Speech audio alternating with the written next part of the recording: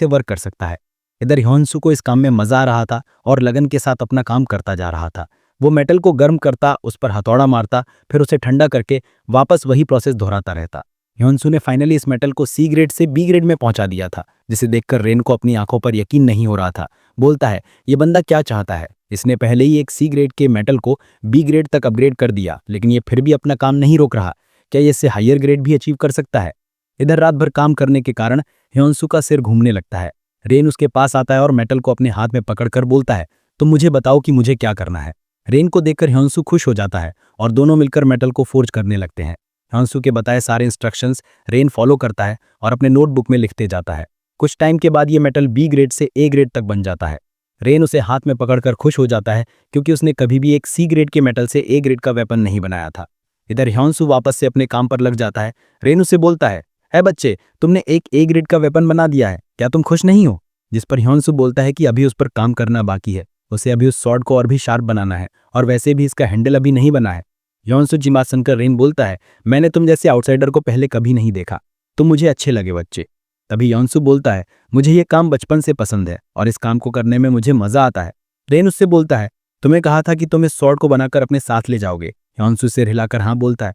तभी रेन उसके सामने 2 स्टोन जैसे मेटल को ले आता है और बोलता है, तुम इस मटेरियल को क्यों नहीं ट्राई करते बच्चे? रेन उसे बताता है कि ये एक मिथ्रिल ओर है और ये इसकी फैमिली की लेगेसी है, जो सदियों से एक दूसरे को पास होती हुई आ रही है। जिस पर ह्योन्सू बोलता है, तो आप इसे मुझे क्यों देना चाहते हो? रेन जवाब देता है कि मैंने तुमसे बहुत सारे स्किल सीखे हैं बच्चे, और वैसे भी मुझे मिथ्रिल ओर को फोर्ज करना नहीं आता है। मैं ये देखना चाहता हूँ कि तुम इस ओर से किस तरह का वेपन बनाओगे, इससे मुझे भी बहुत कुछ सीखने को मिलेगा। ह्योन्सू ओर को ध्यान से देखने लगता है और मन मन में बोलता है, मिथ्रिल ओर जो रियल वर्ल्ड में एग्जिस्ट नहीं करता है। वो मिथ्रिल ओर को देखकर मुस्कुराता है और बोलता है, एक रेयर मटेरियल जिसकी मदद से लेजेंडरी टियर का वेपन बनाया जा सकता है। मैंने तो इसके बारे में बस कहानियों में सुना था, मुझे ये मौका दोबारा नहीं मिलेगा। वो रेन से बोलता है, ठीक है, मैं इसे एक्सेप्ट करता हूँ। जिसे सुनकर रेन भी बोलता है, मुझे तुमसे यही उम्मीद थी बच्चे। रेन खुशी से ह्योन्सू को बोलता है, क्या मैं तुम्हें अपना मास्टर बना सकता हूँ? जिस पर ह्योन्सू बोलता है कि आपकी उम्र मुझसे बहुत ज्यादा है, मैं आपका मास्टर नहीं बन सकता। रेन बोलता है, उम्र तो बस एक नंबर है, उसमें क्या रखा है? जिस पर ह्योन्सू बोलता है, ठीक है, चलो तो हम अपना काम शुरू करते हैं। ये लोग ये काम जारी रखते हैं और 1 महीने बाद ह्योन्सू एक स्वॉर्ड बनाता है जो एपिक ग्रेड का था। हमें उसके स्टैट्स दिखाए जाते हैं।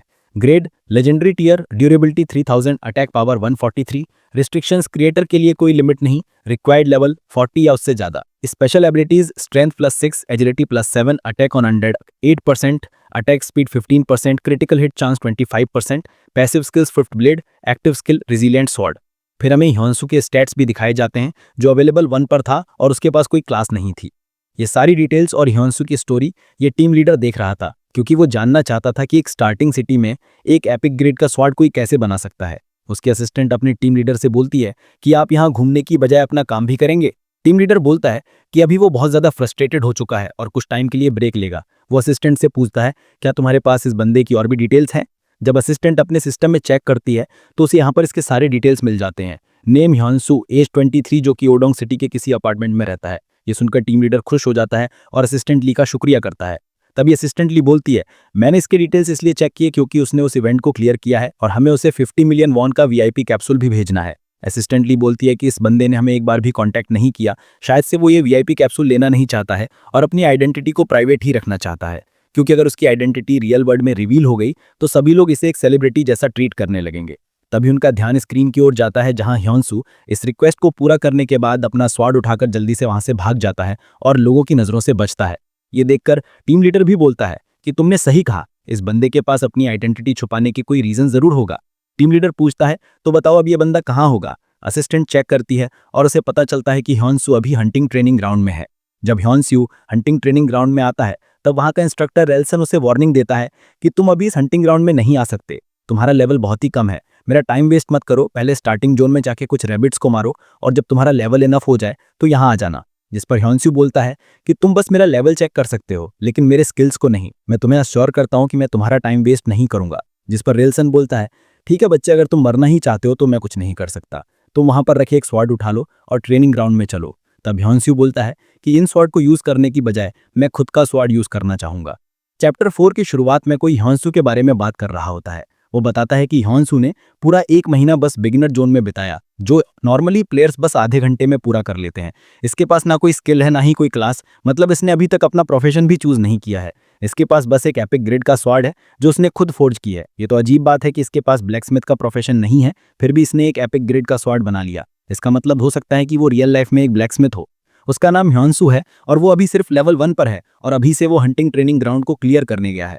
दरअसल ये सारी बातें वो टीम लीडर अपने किसी अपर मैनेजमेंट के बंदे को बता रहा था, जो चेयर पर आराम से बैठकर उसकी बात सुन रहा था। ये बंदा बोलता है, तो क्या तुम इसी बात से घबरा रहे हो टीम लीडर किमते शौक? टीम लीडर उससे पूछता है, क्या हम सभी चीजें ऐसे ही चलने दें और इन सभी को एरेस गेम की आई पर छोड़ दें? ये बंदा इन्हें हंसते हुए बताता है कि अभी जैसी चीजें चल रही हैं वैसे ही चलने दो, शायद ये बंदा फ्यूचर में कोई बड़ी अचीवमेंट अचीव करे और एक लेजेंडरी क्लास का प्लेयर भी बने। इधर गेम के अंदर रेलसन ह्योनसू को देखता है और सोचता है कि ये लड़का हैंड फोर्स्ड ब्लेड यूज करना चाहता है, लेकिन इसके पास अभी बिगनर जोन में ब्लैक स्मिथिंग का प्रोफेशन तो नहीं हो सकता। जरूर से इसने बस एक चमकने वाला लो ग्रेड का स्वाड बनाया होगा। ये सोचकर वो हंसने लगता है और बोलता है कि ये आउटसाइडर अपने घमंड में चूर बस अपनी मौत को बुलवा दे रहा है। इस स्वाड से तो ये यहाँ मौजूद इन मॉन्स्टर में से किसी को भी नहीं मार पाएगा और खुद मारा जाएगा। उसके विपरीत ह्योनसू को लगता है कि उसने ऐसी रिएक्शंस रियल लाइफ में बार बार देखी हैं, लेकिन एरेज में उसकी मेहनत को पहचान मिल सकती है। वो रेलसन से कहता है कि वो यहाँ मौजूद सबसे कठिन टेस्ट देना चाहता है। रेलसन पहले तो हंसता है, फिर दांत पीसते हुए मन ही मन गुस्सा हो जाता है और कहता है, लेवल 1 पर कोई चांस नहीं कि ये जिंदा बचेगा, लेकिन ठीक है, तुम यही चाहते हो तो चलो। वो अपने साथ ह्योनसू को कॉल ट्रेनिंग ग्राउंड में ले आता है और स्टेट 3 के मॉन्स्टर्स को छोड़ देता है, जिसके अंदर लेवल 6 के स्विफ्ट गॉब्लिन थे। रेलसन बोलता है, बच्चे अगर तुम इनसे बच पाए तो बहुत अच्छा, लेकिन अगर मारे गए तो 1 हफ्ते तक यहाँ नजर मत आना। ये सुनकर ह्योनसू बोलता है कि उसे यहाँ का सबसे मुश्किल स्टेज को क्लियर करना है। ये सुनकर रेलसन भड़क जाता है और गुस्से से दांत पीसते हुए स्टेज 4 के मॉन्स्टर को भी छोड़ देता है, जिसके अंदर लेवल 15 का मैड गॉब्लिन था। ह्योनसू इस हंटिंग ग्राउंड में एंटर करता है जहां सभी गॉब्लिन्स उसकी तरफ दौड़ते हैं। जैसे ही फाइट शुरू होती है, स्विफ्ट गॉब्लिन तेजी से हमला करता है, लेकिन ह्योनसू शांत रहकर उनके सामने आने का वेट करता है। वो अपनी ब्लैकस्मिथिंग की समझ पर भरोसा करता है, जानता है कि एक सच्चा ब्लैकस्मिथ अपने वेपन की ताकत को पहचान सकता है। वे सारे गॉब्लिन लार टपकाते हुए अपने नुकीले पंजों के साथ ह्योनसू के ऊपर अटैक कर देते हैं। ह्योनसू अपनी बिराई सॉर्ट को पकड़कर वो इसकी खास डेलाइट स्किल को ऑन करता है, जो इसके अटैक को 12 और डिफेंस को 8% से बढ़ाती है। सॉर्ट पावर से चमकने लगती है और ह्योनसू जोर से कहता है कि इस टेस्ट में कोई भी वेपन उसकी सॉर्ट से बेहतर नहीं हो सकता। सटीक हमलों के साथ वो स्विफ्ट गॉब्लिन को बीच से काट देता है, लेकिन खतरा अभी खत्म नहीं हुआ। एक और स्विफ्ट गॉब्लिन अचानक हमला करता है और एक जबरदस्त क्रिटिकल हिट मारता है। रेलसन, जो दूर से ये सब देख रहा है, यकीन करता है कि ये हिट ह्योनसू को खत्म कर देगा। वो सोचता है कि बिना स्किल के सबसे अच्छा वेपन भी बेकार है और स्विफ्ट गॉब्लिन्स को बिगिनर्स का डरावना सपना यूं ही नहीं कहते। लेकिन रेलसन हैरान रह जाता है जब ह्योनसू 82% हेल्थ पॉइंट्स के साथ बच जाता है। ह्योनसू अपनी इस स्ट्रॉन्ग फिजिक का श्रेय वेपन्स बनाने में बिताए लंबे वक्त को देता है, जिसने उसकी स्ट्रेंथ और वाइटैलिटी को बहुत। लेकिन अब असली मुश्किल शुरू होती है।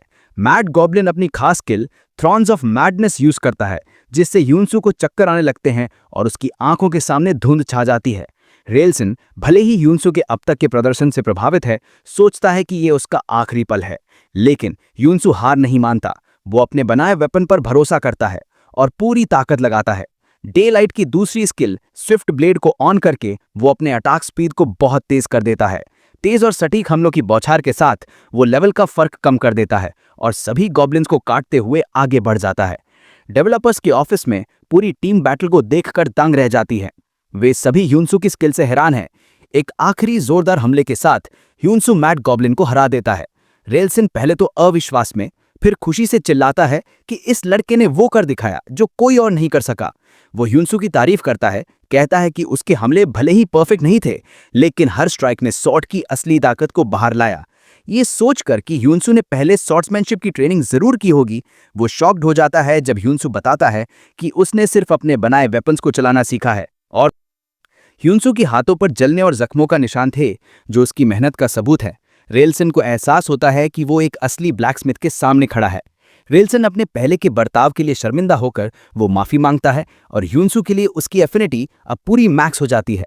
ह्योनसू के टैलेंट को सम्मान देते हुए रेलसन सुझाव देता है कि वो ब्लेड मास्टर बनने के बारे में सोचे। ऐसा बोलकर वो ह्योनसू को मेड लॉर्ड का टाइटल ऑफर करता है। तभी एक सिस्टम मैसेज आता है जो ह्योनसू को मेड लॉर्ड क्लास का क्वेस्ट ऑफर करता है, जो कि एक लेजेंडरी क्लास है। इधर डेवलपर्स हैरान है यकीन नहीं कर पा रहे कि ऐसा नामुमकिन इवेंट सचमुच हो रहा है।